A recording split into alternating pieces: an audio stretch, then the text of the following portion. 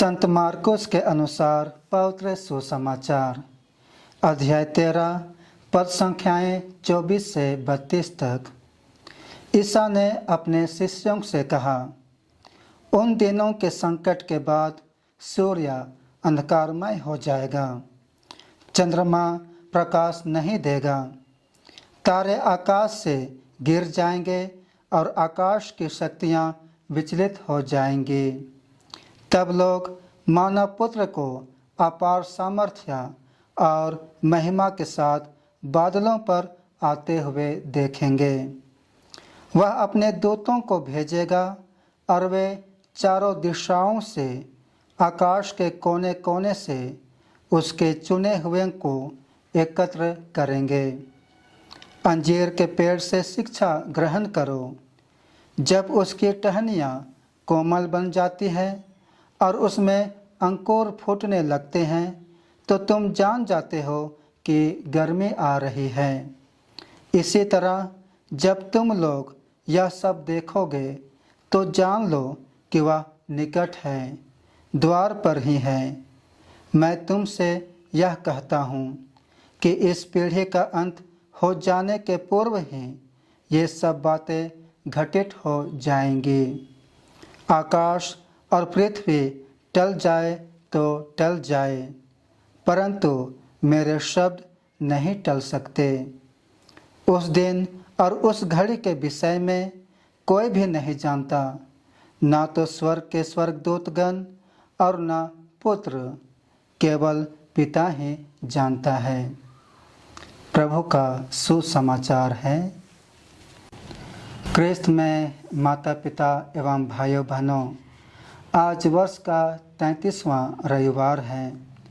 आज के पत्र पाठों में आने वाले भविष्य की घटनाओं के बारे में बतलाया गया है। आज का पहला पाठ नबी दानियल का ग्रंथ से लिया गया है।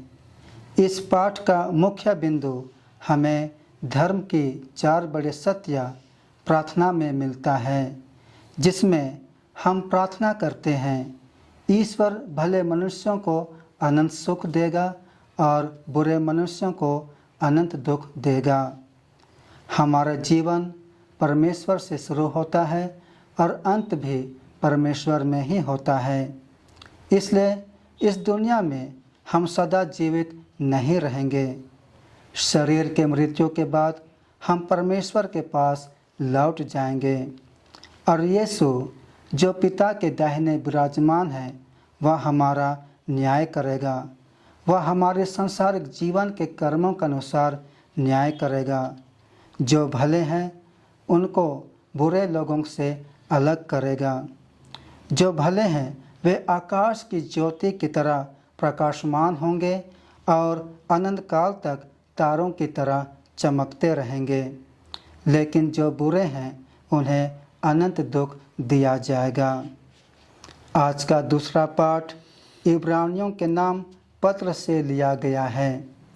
इसमें हम पाते हैं एक पुरोहित प्रतिदिन धर्म अनुष्ठान करता है और बार बार एक ही प्रकार का बलिदान चढ़ाया करता है। वह बलिदान है यीशु मसीह का बलिदान, जो अपने आप को हमारे मुक्ति के लिए एक मेमने की तरह अर्पित किया। एक पुरोहित प्रत्येक मिस्सा में यीशु मसीह का बलिदान चढ़ाता है। उसी बलिदान में हम अपने आप को चढ़ाएं तथा अपने पापों के लिए प्रायश्चित करें। आज का पवित्र सुसमाचार हमें आज की परिस्थिति को जानने और समझने के लिए प्रेरित करता है। हम सभी अपने परिवार के सदस्यों के साथ रहते हैं। हमारे माता पिता, भाई बहन, रिश्तेदार, मित्रगण और पड़ोसीगण, इनमें से कौन मुझे अनंत सुख पाने के लिए मदद करता है, कौन मेरी सहायता करता है। एक घटना है, एक बुजुर्ग व्यक्ति था। वह अपने नाती पोतों से मिलने जा रहा था। वह अपने नाती पोतों के लिए मिठाई खरीदने गया और मिठाई खरीदकर वह उनके घर चला गया। घर पहुंचने पर उसे पता चला कि वह मिठाई की दुकान पर ही अपना पर्स भूल गया है। तो वह पुनः उस दुकान पर गया और वहाँ का दुकानदार से पूछा कि मैंने अपना पर्स यहाँ छोड़ दिया था, क्या आपने देखा है? दुकानदार एक ईमानदार व्यक्ति था। उसने कहा, हाँ, यहाँ एक किसी का पर्स छूट गया है, लेकिन मैं कैसे जान सकता हूँ कि यह आपका पर्स है? बुजुर्ग व्यक्ति ने कहा, उस पर्स में मेरा कोई भी पहचान पत्र नहीं है, लेकिन उसमें एक यीशु का फ़ोटो है। दुकानदार ने कहा, यीशु का फ़ोटो को तो कोई भी पर्स में रख सकता है, कोई अन्य पहचान बताइए। बुजुर्ग ने कहा, अन्य पहचान तो नहीं है, लेकिन यीशु के फ़ोटो को रखने के पीछे एक कारण है, उस कारण को मैं बता सकता हूँ। दुकानदार ने पूछा, बताइए क्या कारण है? बुजुर्ग ने बताया कि जब मैं लड़का था, जवान था, उस समय मैं बहुत हैंडसम था और इसलिए तब मैं अपना पर्स में अपनी फ़ोटो रखता था।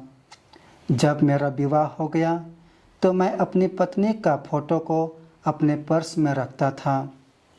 जब मेरे बच्चे हुए तो मैं अपने बच्चों का फ़ोटो को अपने पर्स में रखता था, लेकिन जब मेरी पत्नी की मृत्यु हो गई तब मेरे बच्चे मुझे छोड़कर मुझसे अलग रहने लगे। तब मुझे एहसास हुआ कि मुझे अपनों ने ही छोड़ दिया है और तब से मैं यीशु का फ़ोटो को अपने पर्स में रखता हूँ, क्योंकि मैं अनुभव किया कि यीशु ही मेरे साथ हमेशा रहता है, वही मेरा सहारा है। मेरे बच्चे, मेरे नाती पोते मुझे मिलने नहीं आते हैं, लेकिन मैं ही उनसे मिलने के लिए जाता हूँ और उनसे मिलने के लिए आज मैं जा रहा था और मिठाई लिया और अपना पर्स यहाँ छोड़ दिया। उस बुजुर्ग व्यक्ति की बातों को सुनकर वह दुकानदार उसके पर्स को वापस कर देता है।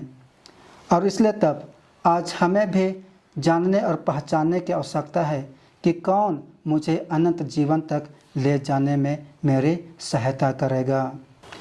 आज का पवित्र सुसमाचार हमें बतलाता है कि मानव पुत्र आने वाला है, इसलिए हमें अपने आप को तैयार करना है। वे अंतिम दिन हमारा न्याय करेंगे। बादल को देखकर हम भविष्यवाणी करते हैं कि वर्षा होने वाला है।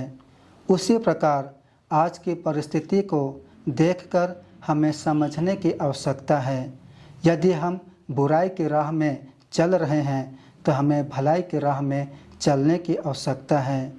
यदि हम यीशु से दूर हो गए हैं तो हमें यीशु के पास आने की आवश्यकता है और अपने पड़ोसियों को भी ऐसा करने के लिए उनकी सहायता करना है। आइए तब हम प्रार्थना करें कि जिस प्रकार यीशु सदा हमारे साथ रहता है, हम भी यीशु के साथ रह सके और उनके दिखाए हुए मार्ग पर चल सके और भलाई का कार्य कर सके, और इसमें ईश्वर हमारी सहायता करे।